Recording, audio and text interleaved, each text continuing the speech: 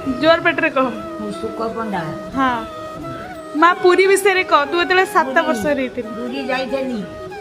ପୁରୀ ଯାଇଥିଲି କଳା ହାତୀ ଦେଖିଛି केते वर्ष रे जाइथिलु 7 ବର୍ଷରେ। एबे तते केते वर्ष ଏଇଖିଣା ଆଉ 100। हाँ 7 ବର୍ଷରେ ଯାଇଥିଲି ହାତୀ ଦେଖିଲି। ପୁଣି ଆଉ ଥରେ ଗଲା ବେଳକୁ ମୋ ନନା ମୋତେ 7 ବର୍ଷରେ ବାହାଘର କରିଦେଇଥିଲା। ଯାଇଥିଲି ପୁରୀ ଦର୍ଶନ କରିବାକୁ। ଶୀତଗୁଣ୍ଡା ଯାଇଥିଲି ରାତି ଅଧେରେ, ରାତି ଗୋଟାକରେ। ଜଗନ୍ନାଥ ବୁଢ଼ୀ ରୂପ ହେଇକିରି ମୁଁ ମୋ ସାଙ୍ଗ ବସିଲେ ଶୀତଗୁଣ୍ଡାରେ। ଦେଖିଲା ବେଳକୁ ଆମେ ବସିଛୁ, ସିଏ କୁଆଡ଼େ ଉଭା ହେଇଗଲେ। ରାତି ଗୋଟାକରେ ଯାଇଥିଲି ଶୀତଗୁଣ୍ଡାକୁ ଗାଧେଇ। ମୁଁ ତ କିଛି ଟାଇମ୍ ଜାଣିନି। एबे तो हाथी चलू ना दी ନାଇଁ ଆଉ ନାହିଁ। ଆଉ 40 60 ବର୍ଷ ହେଲା ଆଉ କଳା ହାତୀ ମୁଁ ଦେଖୁଛି।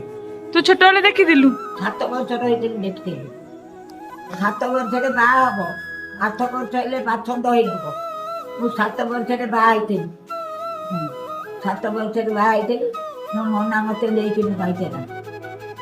ମଣିଷ ତ ବଡ଼ ଦାଣ୍ଡରେ ବସିଥିବେ, ହାତୀ ଆସିବ ଥୋଡ଼ ପାହାଡ଼ ବୁଲେଇ ଦେବ, କିଛି କରିବନି, ସବୁ ଉଠିଯିବେ। ମୁଁ ଦେଖିକି 2 ଥର ବଡ଼ ପାହାଡ଼ରେ ବୁଲେଇ ଦେବି। ଜୟ ଜଗନ୍ନାଥ। जय जगन्नाथ।